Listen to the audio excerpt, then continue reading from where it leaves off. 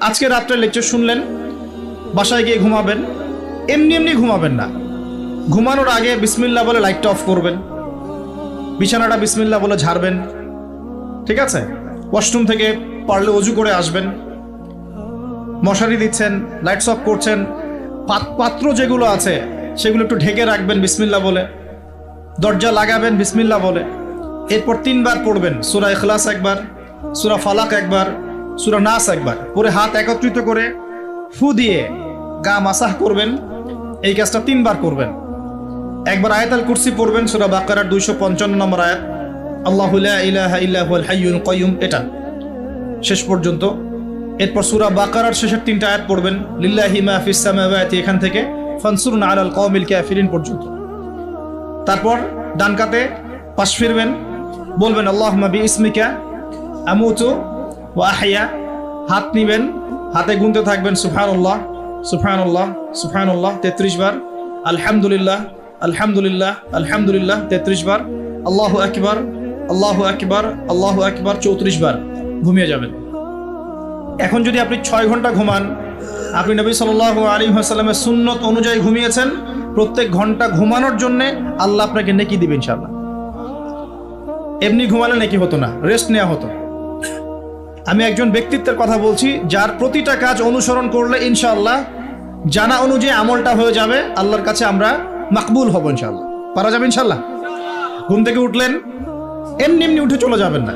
উঠেন, বসেন, বসে ঘুমের ভাব দূর করেন, দূর করে বলবেন আলহামদুলিল্লাহিল্লাযী আহইয়ানা বা'দা মা আমাতানা ওয়া ইলাইহিন নুশুর। এবার বাথরুমে যান। বাথরুমে গিয়েই বাথরুমে ঢুকে গান গাওয়া শুরু করবেন না। বাথরুমে ঢুকেই বাম পা দিয়ে ঢুকবেন, ঢোকার সময় বলবেন বিসমিল্লাহ আল্লাহুম্মা ইন্নী আউযু বিকা মিনাল খুবসি ওয়াল খাবাইস। বাথরুমে কিন্তু জিন শয়তান থাকে। বাথরুমে কি থাকে? বিজ্ঞান এটা প্রমাণ করতে পারে নাই, এগুলো নাসা বিশ্বাস করবে না, কিন্তু আল্লাহর রাসূল যেহেতু বলেছেন আমরা বিশ্বাস করব। বিজ্ঞান কি সব আবিষ্কার করতে পেরেছে? বিজ্ঞান কি সব আবিষ্কার করতে পেরেছে? বিজ্ঞানের আবিষ্কার কত পার্সেন্ট? এই মহাবিশ্বের 1%ও না। মহাবিশ্বের 1%ও না। আমাদের দেহের মধ্যেই যে রুহটা আছে, এই রুহটার কি কোনো ব্যাখ্যা করতে পারা গেছে? রুহটা কেমন, কঠিন না তরল না বায়বীয়, ব্যাখ্যা করা গেছে? ইয়াসআলুনাকা আনির রূহ কুলির রূহু মিন আমরি রাব্বি ওয়া মা উতীতুম মিনাল ইলমি ইল্লা কলিলা। আল্লাহ পাক বলছেন, হে নবী, তারা তোমাকে রূহ সম্পর্কে জিজ্ঞাসা করে, আত্মা সম্পর্কে জিজ্ঞাসা করে, তুমি বলে দাও এটা তোমার রবের আদেশ মাত্র। রবের আদেশে এসেছে, আদেশেই চলে যাবে। আর এ বিষয়ে তোমাদেরকে বেশি জ্ঞান দেয়া হয় নাই। তাহলে এই জ্ঞান কি দেয়া হয়েছে আমাদেরকে? জ্ঞান দেয়া হয় না। আর জ্ঞান কি আমরা নিজেরাই প্রডিউস করি না আল্লাহ পাক জ্ঞান দেন? কোনটা? আল্লাহ পাক কি বলছেন? আল্লামাল ইনসানা মা লাম ইয়ালাম। মানুষকে আল্লাহ পাক সেই জ্ঞান শিক্ষা দিয়েছেন যা মানুষ জানতো না। তার মানে সৃষ্টিগতভাবে আমরা জ্ঞানী ছিলাম না। আদম আলাইহিস সালামকে সৃষ্টি করে আল্লাহ পাক কি করছেন? ওয়া আল্লামা আদামাল আসমা কুল্লাহা। আমি আদমকে সৃষ্টি করে তাকে সমস্ত নাম শিক্ষা দিয়েছি, আল্লাহ পাক বলছেন।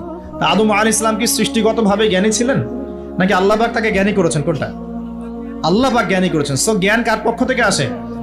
আল্লাহর পক্ষ থেকে। এটাই হচ্ছে ওয়াকুলিল হাক্কু মির রাব্বিকুম, হক বা সত্য জ্ঞান তোমার রবের পক্ষ থেকে আসে। ফালা তাকুনান্না মিনাল মুমতারিন, তুমি সন্দেহবাদীদের অন্তর্ভুক্ত হইও না, আল্লাহ পাক বলছেন। তো বাথরুমে জিন থাকে এটা বিশ্বাস করলাম তো। এবার দোয়াটা পড়লেন, এবার আপনি ইস্তেঞ্জা সারলেন, তারপরে বের হওয়ার সময় বলছেন গুফরানাকা। কি বলছেন? গুফরান। আরেকটা দোয়া আছে আলহামদুলিল্লাহিল্লাযী আযহাবা আনিল আযান ওয়া আফানি গুফরানাকা। ওযু করবেন, ওযুর আগে বলবেন বিসমিল্লাহ। ওযু করার সময় খুব বেশি পানি অপচয় করবেন না, কারণ অপচয়ে সবচেয়ে পটু জাতি এখন মুসলিমরা। অপচয়ে সবচেয়ে পটু জাতি মুসলিমরা। রাষ্ট্রীয় সম্পদ অপচয় করে, গ্যাস অপচয় করে, তেল অপচয় করে, পানি অপচয় করে, সময় অপচয় করে, সবই অপচয় করে। নিজের হায়াতও অপচয় করে।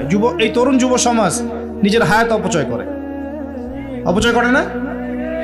অনলাইন কত হায়াত খেয়ে ফেলছে আমাদের। আর ওখানে গেলে আপনি কতটুকু ভালো পাবেন? ভালো যতটুকু পাবেন তার চেয়ে বেশি খারাপ পাবেন। ভালো যতটুকু পাবেন তার চেয়ে বেশি খারাপ পাবেন।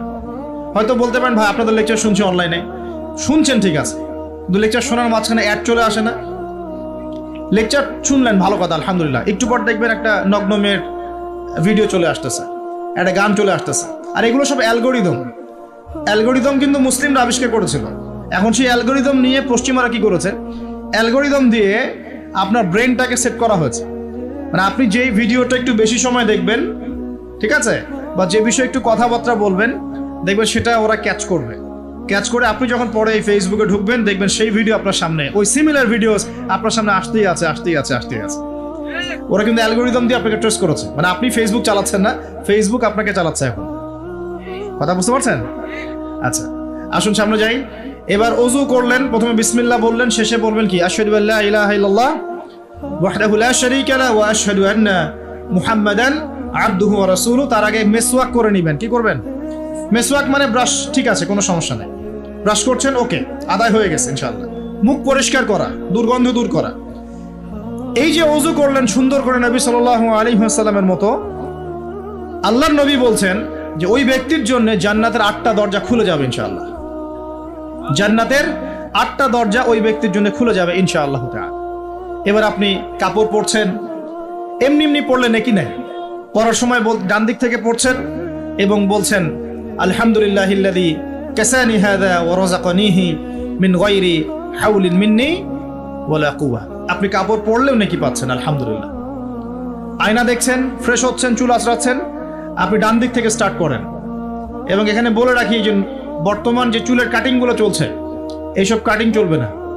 এই ডানে বামে কোনো চুল নাই, আর মাঝখানে চুল দিয়ে কি বলবো এটা, হ্যাঁ, কুজা বলে আরবি দিয়ে মনে হয় সম্ভবত, এইসব কাট চলবে না। যদি একদম ছোট করতে চান তাহলে সামন পেছন সমান হবে, আর্মি ছাট, একদম সামন পেছন সমান। আর না হলে বাবরি, কাঁধ, কান, কানের লতি এই পর্যন্ত আপনি রাখতে পারেন।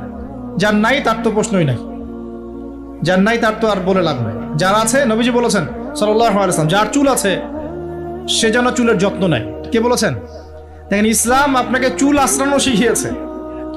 আপনি ইসলামে কি চাচ্ছেন? ইসলাম এমন একটা দিন বা জীবন ব্যবস্থা যেখানে আপনি জীবনের প্রতিটা বিষয়ের সমাধান তো পাবেনই, ইভেন আপনি চুল কেমন করে আঁচড়াবেন সেটাও ইসলাম আপনাকে শিখাবেন। ইনশাআল্লাহ হায়েজ হয়েছে, নেফাস হয়েছে, হ্যাঁ, ওযু ইস্তেঞ্জা করেছেন, টয়লেট করেছেন, কিভাবে পবিত্রতা অর্জন করবেন, গোসল ফরজ হয়ে গেছে, কিভাবে গোসল করবেন, কিভাবে নামাজ পড়বেন, কিভাবে পরিবার চালাবেন, কেমন করে ব্যবসা করবেন, কেমন করে সমাজ চালাবেন, কোন বিষয়টা বলা বাকি আছে কোরআন এবং হাদিসে? বলেন তো, একটা বিষয় দেখাতে পারবেন যেটা কোরআন এবং সুন্নায় নাই? এটাই তো প্রমাণ করে যে ইসলাম আল্লাহ রাব্বুল আলামিনের পক্ষ থেকে নাজিলকৃত সর্বশ্রেষ্ঠ এবং আসমানি গ্রন্থ, আসমানি দিন, যেটা আল্লাহ পাক জমিনবাসীর জন্য নাজিল করেছেন।